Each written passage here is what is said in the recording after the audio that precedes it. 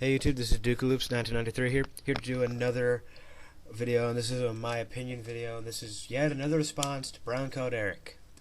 You keep putting up stuff that I need to get my opinion out to. I'm sorry. This is he did a video on continuity, so this is my opinion on continuity. Odds are you read the title and you already know, but I might as well talk. And I would kind of share his ideas on continuity, but you can watch his video. Odds are you're already watching his video, but watch his just in case. Watch his again, because it's probably better. My opinion on continuity, it's kind of, there are times where I hate it, and there's times where I love it. The times where I love it, let's talk about the times where I hate it. Times where I hate it is when you just want to read a story, but you have to know so much. The continuity is one of the things I don't like. It's one of the things about comics that get annoying is you have to be able to know everything that's happening and able to get a story you're reading. I just want to read a story and enjoy it sometimes. It's hard, and it's also hard for new readers to come in. I know friends who came in to who saw The Dark Knight, wanted to read Batman. And remember, when The Dark Knight came out, this was when R.I.P. was starting. They had no idea what the hell was going on. Not a clue. It just gets annoying, and also, and I think I'm going to contradict myself by saying I'm not bringing up anything Eric said, but Eric said that it gets really confusing when, say, you see a character in multiple books. That can get confusing. I kind of go with the idea that, well, these aren't the moments in time these are happening in are different, I guess. Unless it's supposed to be a major event, that's a little confusing. But too many characters in a book is just kind of confusing. Like Wolverine, he's in like 8 books a month. It gets annoying. Maybe even more than 8 books a month. Batman, there's a bunch of Batman books, which Dick Grayson Batman's in.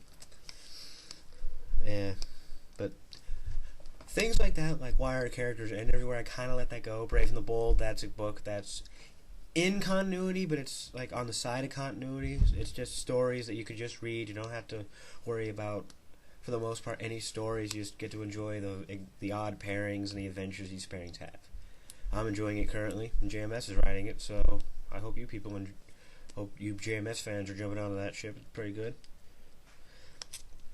Now, let's go to why I like continuity. Continuity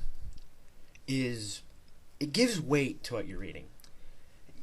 When you read a comic, you're reading it thinking, I probably won't remember this, but I should for the future. And it'll come back to bite you. I'm like, oh yeah, that did happen. That happens all the time. It gives its weight. Shows that have been on for so long, a show, let's just go with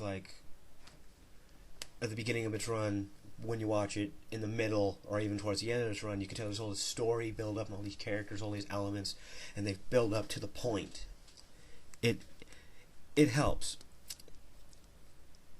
It's enjoyable. It helps you.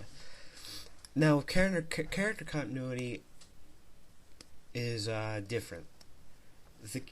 The elements of that character should remain the same. Well, as long as there wasn't an event that changes that person, a death in that person's life, or the person has a disease or something, which odds are, if a person dies, they'll just bring back, but that will be a retcon. Retcons can be very annoying. Sometimes retcons can be good. They can help give things more sense. Like, for example, I brought this up in a previous video about them redoing Superman's origin. He's been around for so many years. You need to have a consolidated history, something that people new can follow. People who are old readers but aren't sure what's counted and what's not counted in continuity are checked here. But character continuity can be really annoying. Again, characteristics could be very annoying when they're adapted in the movies, and it's really hard to kind of carry it over the film or whatever media they're transferring to, and people get upset. continuity is just one of the things, when you bring it up, it whatever it does, it's bad. I mean, it could cause more good, it could cause more bad than good, I think. Sometimes. Well, most of the time. It is needed. You want to know there's a history, a rich exuberance.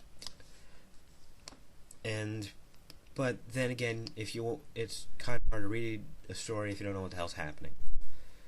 Well, I think that's all I have to say. This is Dick Loops 1993. Later.